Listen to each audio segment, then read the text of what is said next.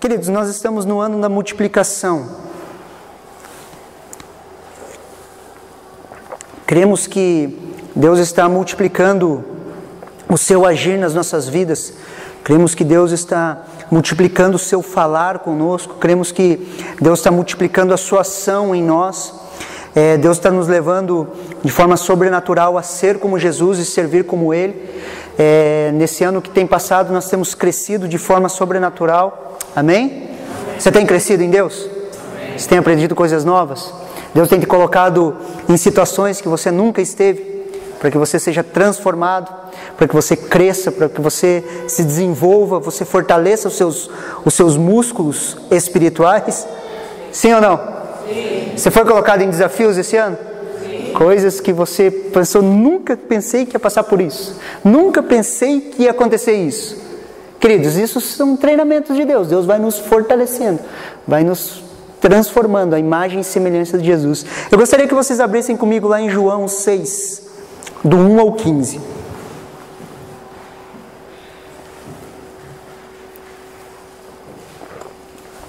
Evangelho de João, capítulo 6, versículo de 1 ao 15.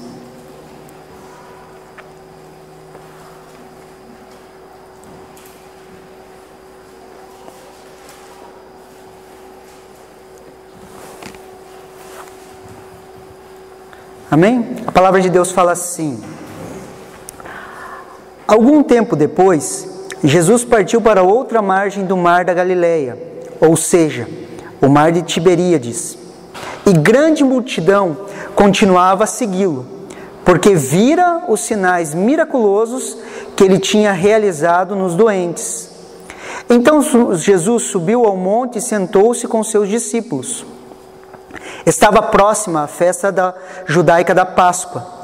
Levantando os olhos e vendo uma grande multidão que se aproximava, Jesus disse a Filipe: onde compraremos pão para esse povo comer? E fez essa pergunta apenas para pô-lo à prova, pois já tinha em mente o que iria fazer. Filipe respondeu: 200 denários não comprariam pão suficiente para que cada um comesse um pedaço. Outro discípulo, André, irmão de Simão Pedro, tomou a palavra: aqui está um rapaz com 5 pães de cevada e 2 peixinhos.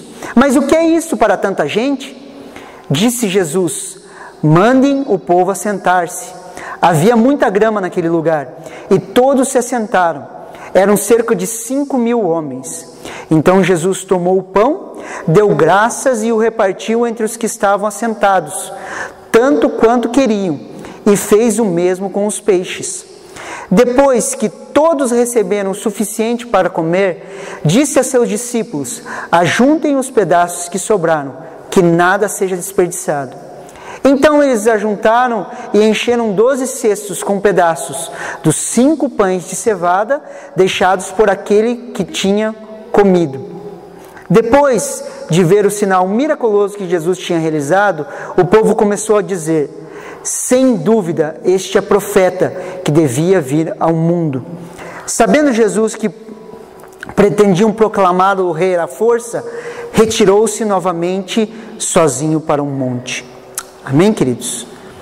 Queridos, de todos os milagres que Jesus realizou, esse é o único milagre que está relatado nos 4 evangelhos. Esse é o único milagre que os 4 evangelhos relatam.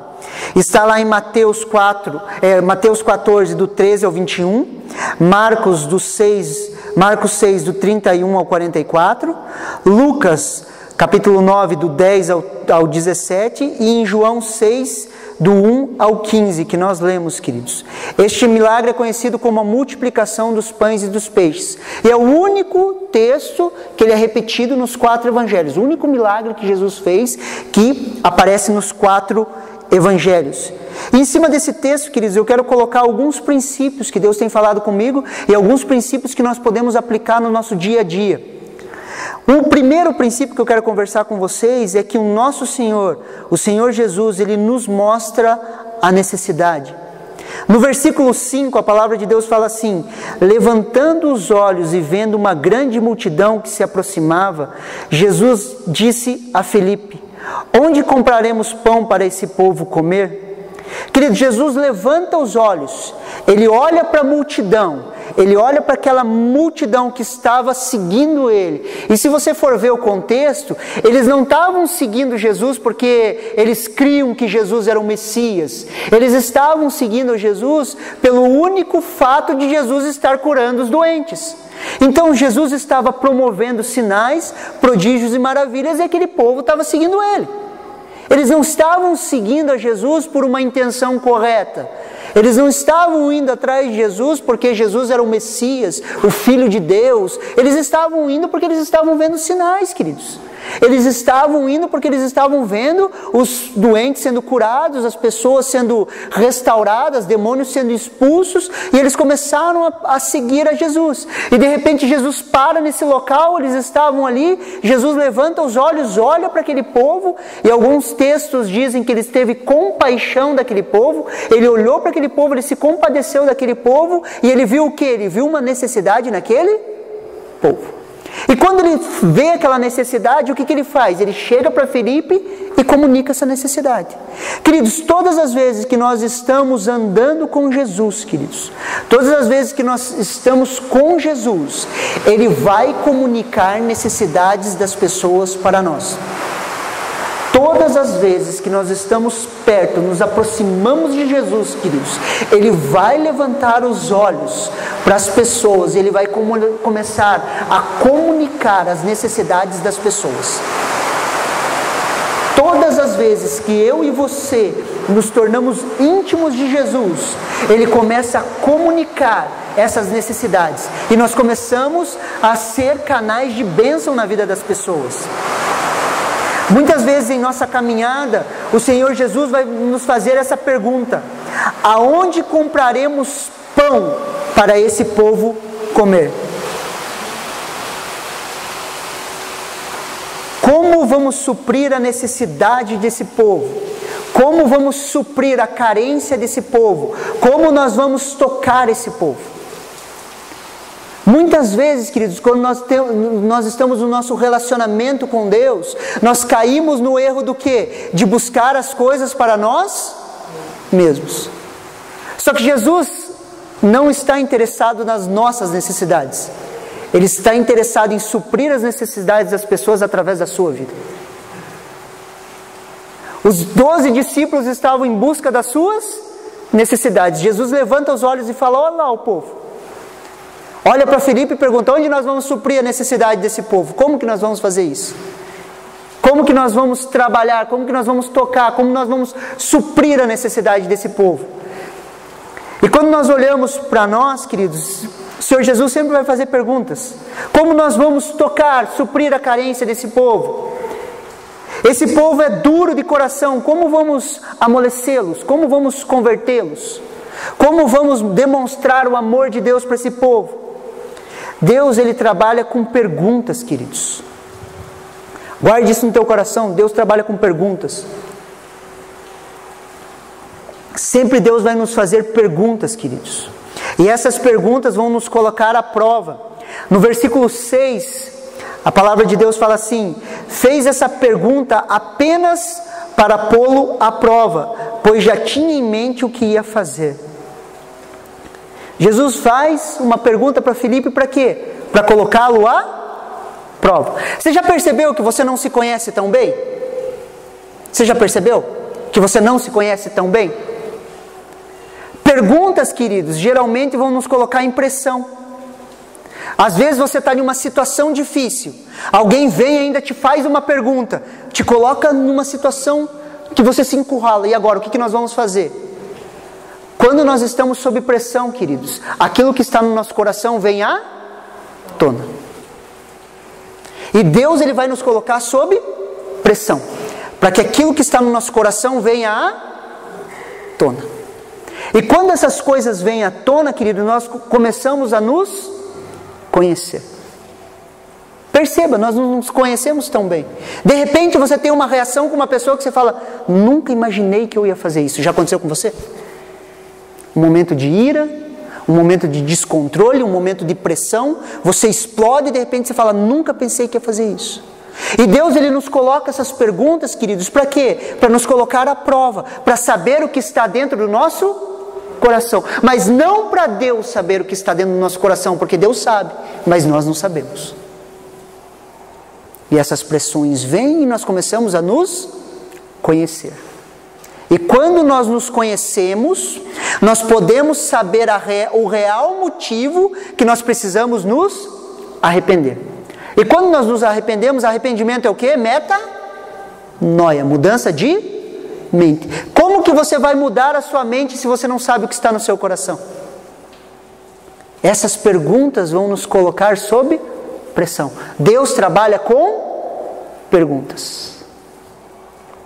E agora, o que você vai fazer? O Espírito Santo nunca falou isso para você? Você está em um momento de pressão e ele pergunta, e agora, o que você vai fazer? Você vai reagir como um ser humano normal? Ou você vai reagir como um homem ou uma mulher espiritual? Deus, Ele trabalha com perguntas, queridos. As pressões, elas trazem à tona o que está no nosso coração. Uma pergunta em uma situação difícil revela a nossa essência. As perguntas, elas nos põem à prova. Olha que interessante a resposta de Filipe. Jesus levanta os olhos, fala com ele, e ele responde no versículo 7. Filipe lhe respondeu, 200 denários não comprariam pão suficiente para que cada um comesse um pedaço.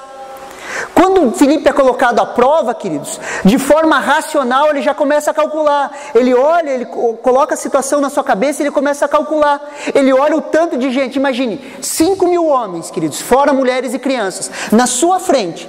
Ele olhou, ele falou, mas 200 denários não compraria pão para todo mundo. E depois eu fui fazer um cálculo rápido. Um denário é equivalente a um dia de trabalho de um trabalhador comum. Um denário é igual a um dia de trabalho, na época, né? Se nós calcularmos a 130 reais, um dia de um trabalhador comum, a 130 reais, 200 denários seriam 26 mil reais. Então Filipe, ele olhou assim, ele falou, com 26 mil reais, nós não compraríamos pão para toda essa multidão, para que cada um comesse um pedaço. E fora, mesmo que a gente tivesse os 26 mil reais, aonde ia ter tanto pão para a gente comprar? Filipe respondeu de forma racional e intelectual. Ele olhou de forma natural e falou, não, isso aí é impossível, não tem como fazer. É impossível.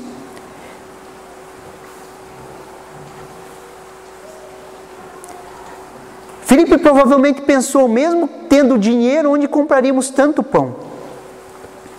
Filipe, queridos, ele focou no tamanho da necessidade. Repita assim comigo, tamanho da necessidade. Quando Filipe foi colocado à prova, queridos, o que ele focou? Ele focou no tamanho da necessidade. Não, a necessidade é muito grande, a demanda é muito grande, é impossível alimentar esse povo. A necessidade desse povo, ela é muito grande. A necessidade para alimentar esse povo é muito grande. Nem 26 mil reais em pão daria para alimentar esse povo. Nós não temos essa capacidade. Por quê? Porque a necessidade é muito grande. Só que, queridos, Filipe estava conversando com o autor da vida, queridos. Filipe estava conversando com quem? Com o Rei dos Reis e o Senhor dos Senhores. Ele estava batendo um papo com Jesus, queridos, e ele focou nas necessidades. Você consegue imaginar? Ele estava falando com Jesus. Ele tinha visto pessoas sendo curadas, ele tinha visto pessoas sendo ressuscitadas, ele tinha visto demônios sendo expulsos, ele tinha visto o Senhor Jesus operando milagres. Ele estava conversando com o autor da vida, queridos, e ele não conseguiu olhar para Jesus, e ele olhou para o tamanho da sua necessidade. Quantas vezes eu e você passamos pela escola de Filipe? Nós entendemos, nós conversamos com Jesus, aonde 2 ou 3 estão reunidos ali, Ele está. Sim ou não? Por soberania de Deus, Ele decidiu habitar em nós. Um novo e vivo caminho foi aberto. Eu e você temos acesso a Jesus. Quando nós oramos, nós estamos falando com Deus.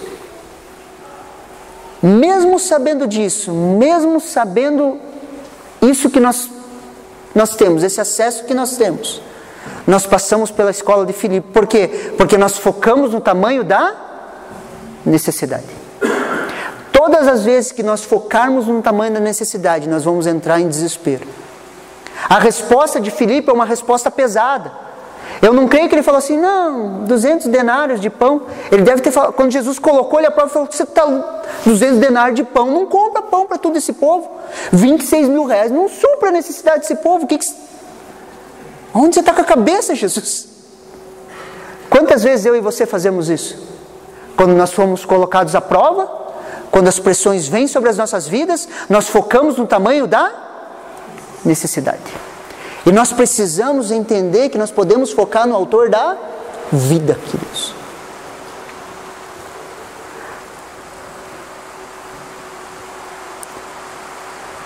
Aqui temos a escola de Filipe, que foca no tamanho da necessidade.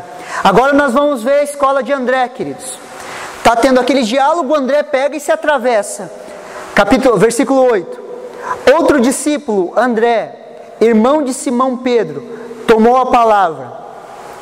Aqui está um rapaz com 5 pães de cevada e 2 peixes. Mas o que é isso para tanta gente? No meio da conversa, André olha ali e fala aqui, ó, tem um rapazinho aqui com 5 pães e 2 peixes. Mas o que é isso para tanta gente? O que a escola de André foca, queridos? A escola de André vai focar na pouca provisão. Está lá uma necessidade. Filipe já fala que não teria como comprar tudo que eles precisavam.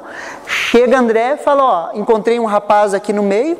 A Bíblia não fala a idade desse rapaz, não fala o nome desse rapaz.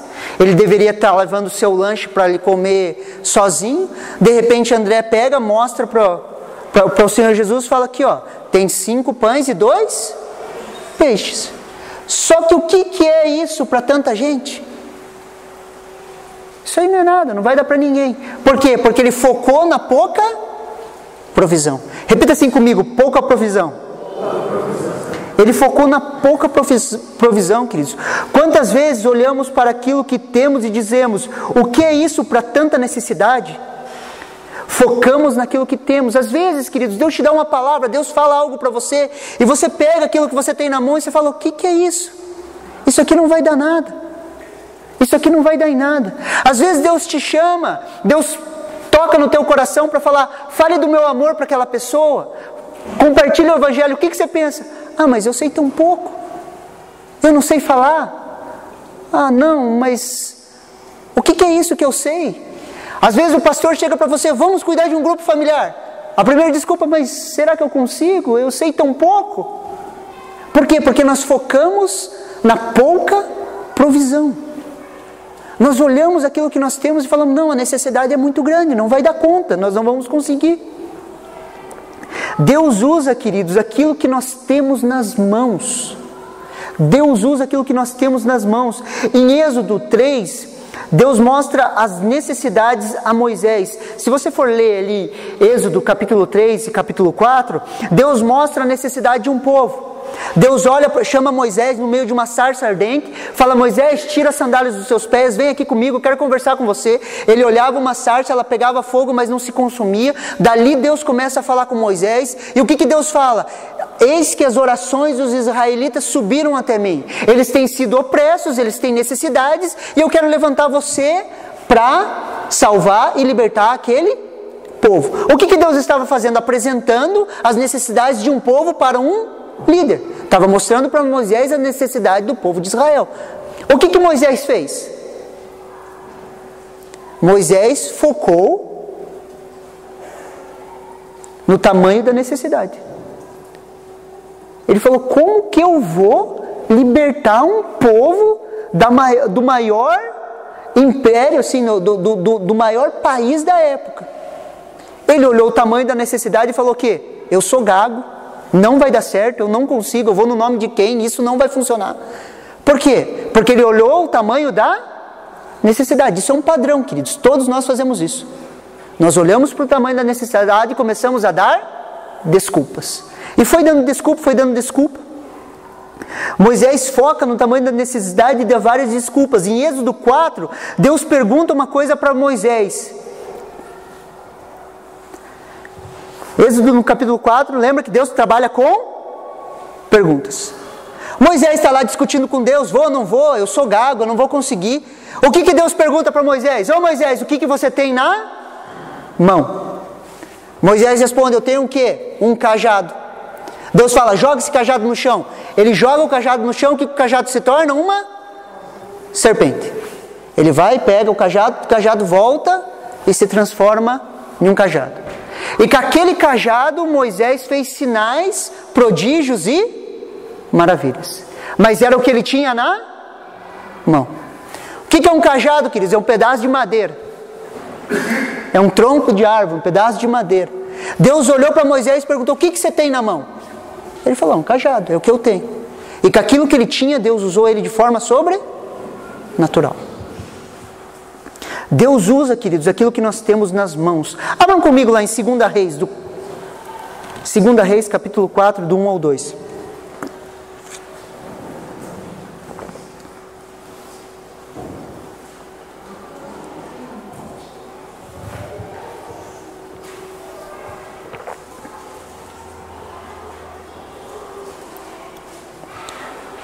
Segunda Reis, capítulo 4.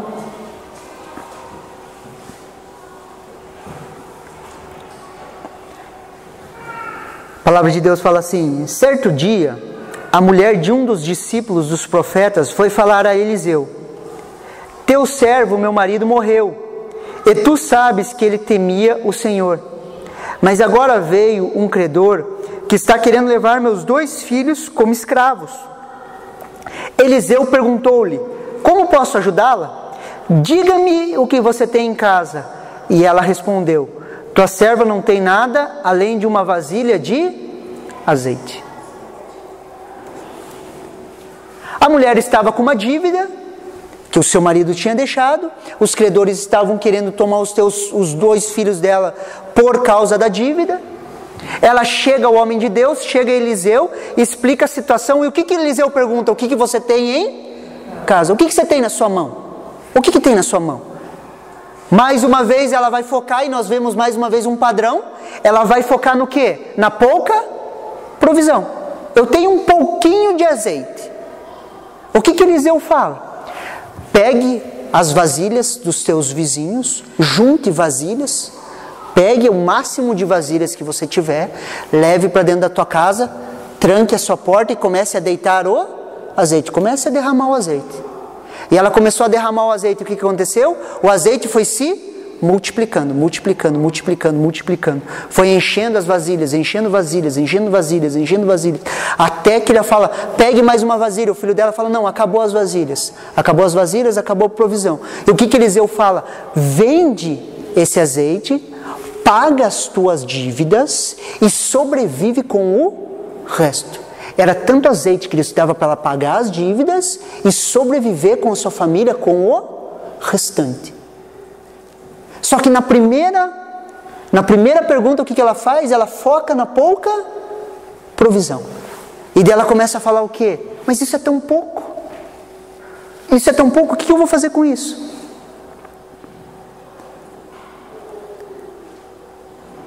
A grande pergunta é, queridos, o que você tem nas suas mãos?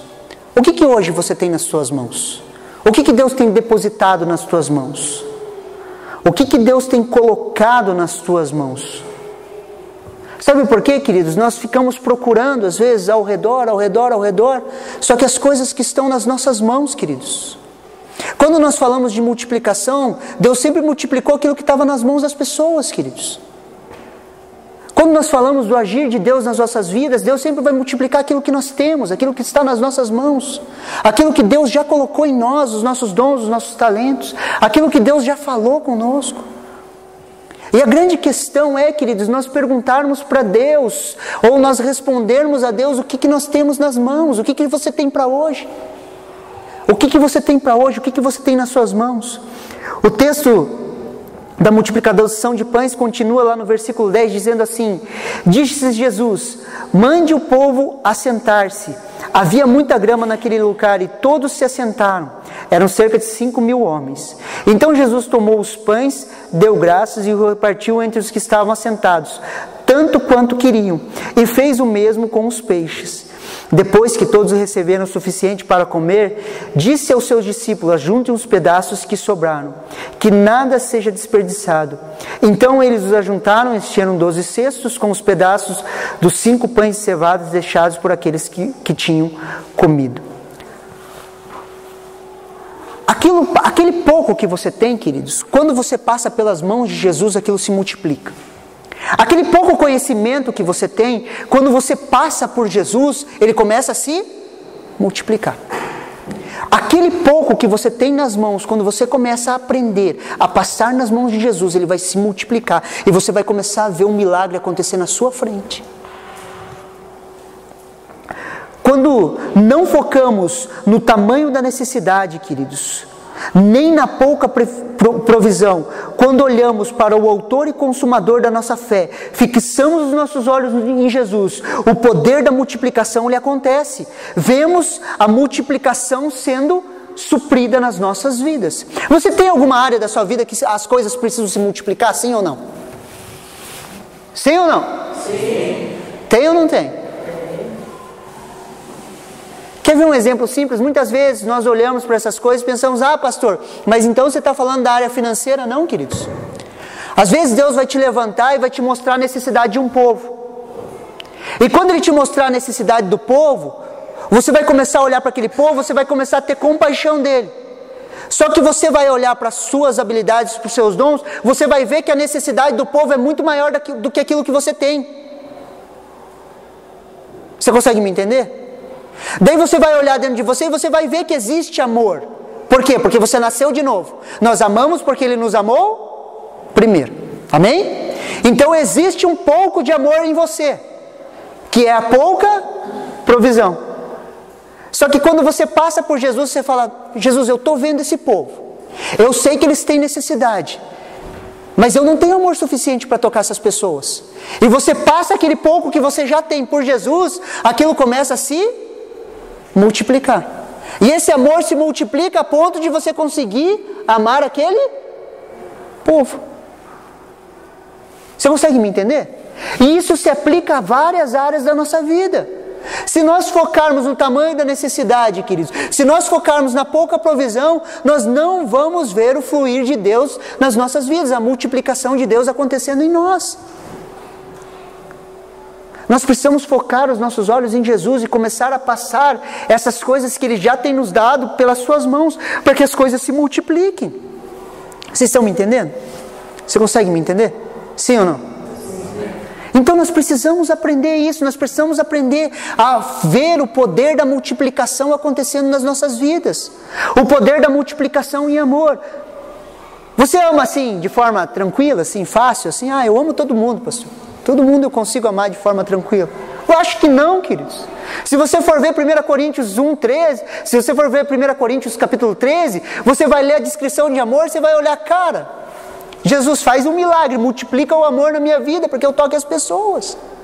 Multiplica aquilo que nós temos nas nossas mãos, para quê? Para que a gente toque as pessoas. Multiplica isso que nós temos, para quê? Para que a gente toque nas pessoas. Senhor Jesus multiplica o nosso grau de influência no meio dessa sociedade. Senhor Jesus multiplica o nosso grau de influência no meio da colônia. Multiplica o nosso grau de influência no meio das pessoas. Multiplica o nosso grau de influência para quê? Para que a gente toque, transforme e restaure. Você conhece alguém que necessita de Jesus? Sim ou não? Você conhece? Então nós precisamos orar: Deus, multiplica o amor por essa vida.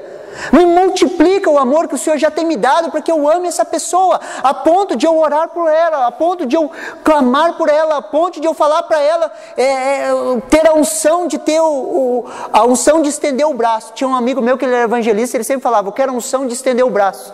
Sabe qual que é a unção de estender o braço? De você pegar um convitinho e falar: ó, quero te convidar para vir na igreja aqui, ó. É essa unção que às vezes a gente precisa. A unção de estender a mão para a pessoa e falar, eu quero te entregar um convite. Quero te convidar a participar ali junto conosco. Não, para quê? Para encher a igreja? Não, queridos. Para abençoar pessoas, para ver pessoas sendo transformadas.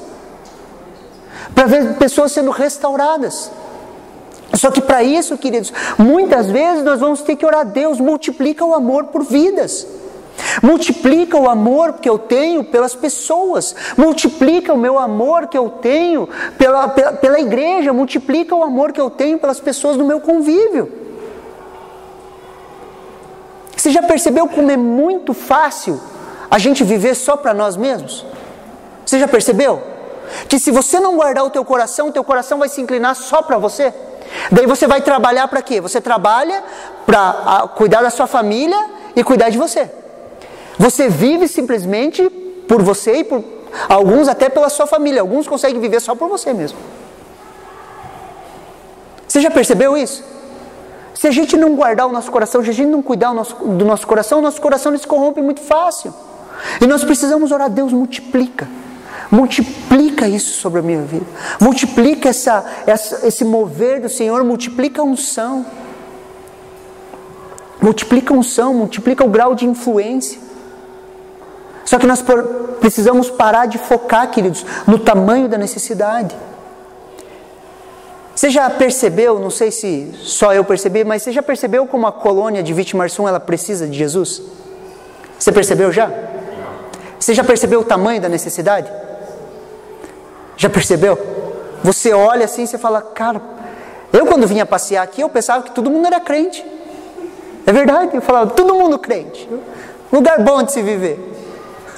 Descobri que não é verdade. Eu pensei que todo mundo era irmão, queridos. Tudo ovelhinha de Jesus.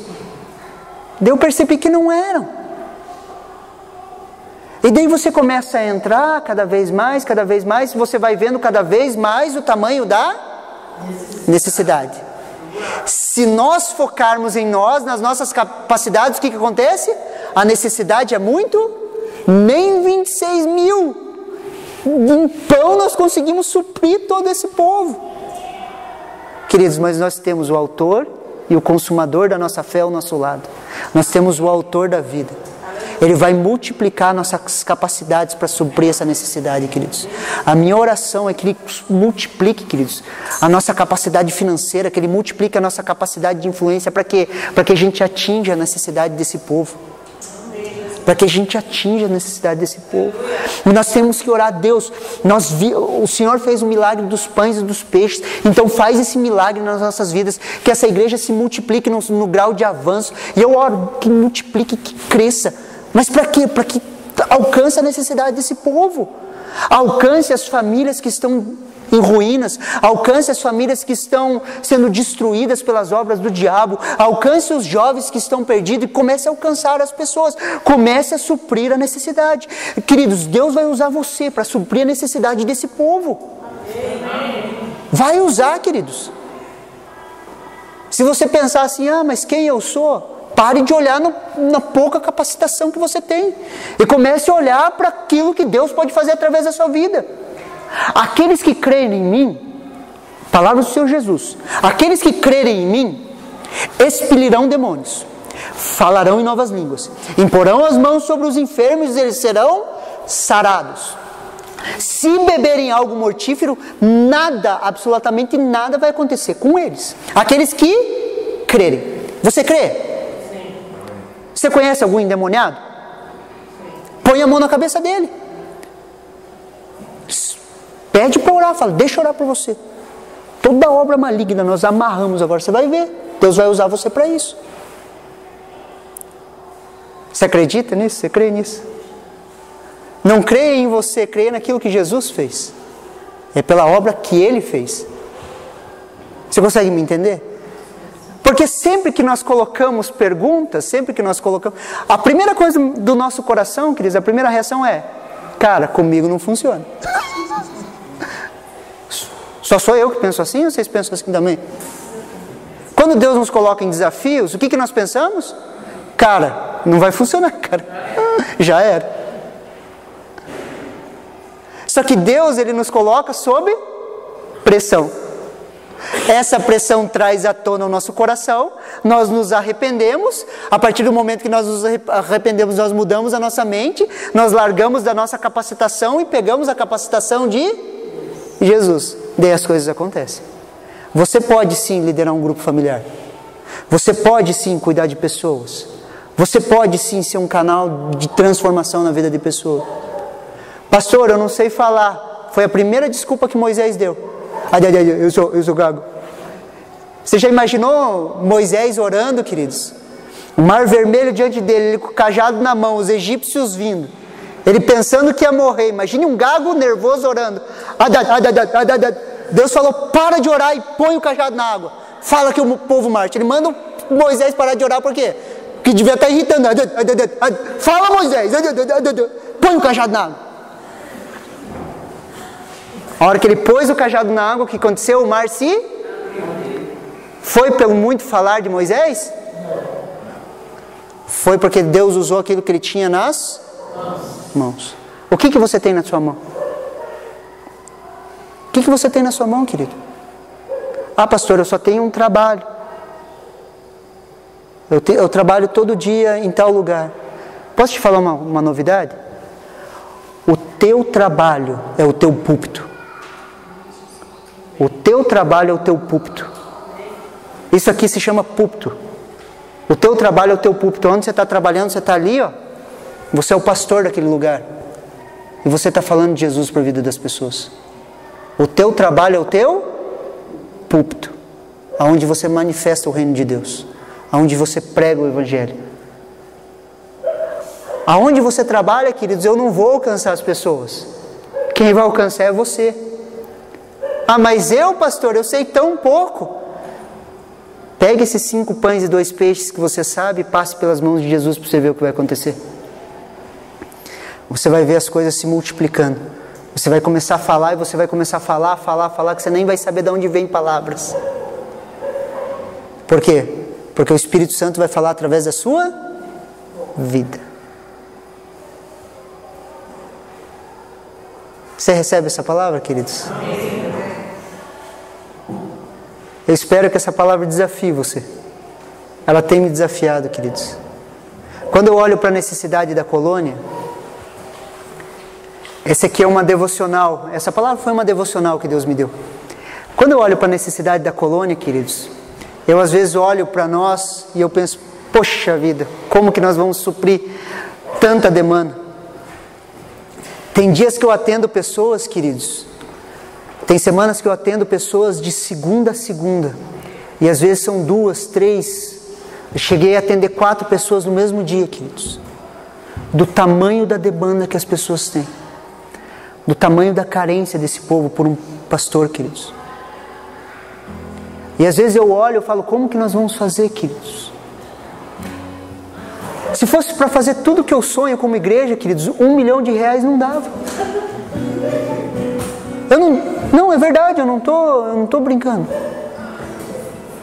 Queridos, se eu tivesse R$1 milhão hoje, eu acho que eu torrava em 3 dias, queridos. Eu ia construir tudo assim. Mas para quê? Para suprir a necessidade desse povo, queridos. Se eu tivesse, eu já compartilhei com os líderes.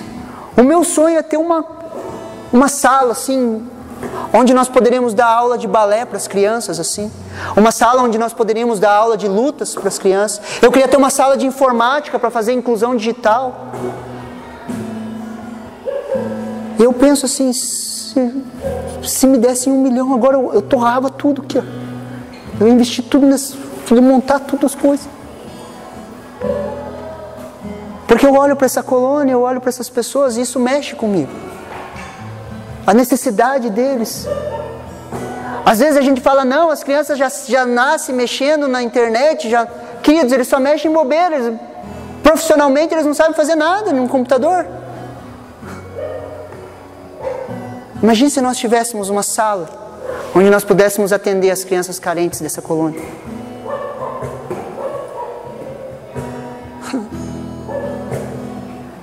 Os 5 pães e 2 peixes, Jesus vai multiplicar, queridos, e nós vamos ver acontecer. Nada é impossível ao que crê, queridos. Nós éramos 10 pessoas no restaurante da Edo conversando sobre uma igreja, queridos. Olha o que Deus fez em 2 anos, queridos. Daqui a 10 anos nós vamos estar influenciando de forma sobrenatural essa colônia, queridos. Nós vamos estar influenciando os Campos Gerais, queridos. Nós vamos estar influenciando Palmeira. Vão vir pessoas de outros lugares para ver o que nós estamos fazendo. Mas não porque nós somos alguma coisa, porque nós passamos esses 5 pães e 2 peixes pelas mãos de Jesus. Queridos, nós vamos ver coisas sobrenaturais. E não é através da minha mão, vai ser da sua. Você vai ver o pão e o peixe multiplicando na tua mão assim. Você vai ver multiplicar, queridos. Você vai ver as coisas multiplicando na sua mão assim. Quem está desde o começo viu as coisas multiplicando na nossa mão assim. As coisas foram multiplicando, foram acontecendo, Deus foi trazendo, fazendo. Deu trabalho? Sempre vai dar trabalho. Mas o trabalho é a coisa mais gostosa que tem. Quando nós estávamos fazendo o casamento do Isaldinho aqui, eu olhando para eles assim. Deus pode fazer coisas sobrenaturais na vida de pessoas, queridos. Aqueles que não são começam a ser, aqueles que eram rejeitados. Imagine o que Deus pode fazer na sua vida. Se atreva a sonhar, queridos. Às vezes a gente fica com medo e fica, mas quem eu sou? Se atreva a sonhar. Queridos, eu sonho, queridos. Eu sonho. E é verdade, se você me der 1 milhão hoje, eu torro tudo. Arrebento de construir, de fazer coisa para abençoar pessoas. Eu não ia construir uma casa para mim. Não ia mesmo. Eu ia arrebentar de gastar. Pode. Essa semana eu fui na rádio. Deus me falou uma coisa agora. Que você vai falar na rádio. Amém. Se me levar para a rádio, para a TV, eu vou falar, queridos. Vou falar do amor dele, vou falar que eu preciso. Por quê? Porque o que Deus tem para vocês, queridos, não é coisa normal, não é coisa comum. Deus escolhe o povo que não é, queridos. Você pode olhar assim, mas nós, quem é gente? Aqui tem muito, né? Eu sou um... Daí fala o sobrenome, né? Porque tem sobrenome bom e sobrenome ruim pra cá, né? Não sabia que existia isso. E aqui tem, né? Eu já percebi, aqui tem. E Deus vai usar o sobrenome ruim, querido. Para envergonhar os que são. Deus vai usar aqueles que não são. Nós temos promessas de Deus sobre as nossas vidas. Nós vamos parar de olhar para pouca provisão. Nós vamos parar de olhar para o tamanho da necessidade. E nós vamos começar a olhar como igreja para Jesus, o autor e consumador da nossa fé. E nada vai ser impossível. Vamos nos colocar em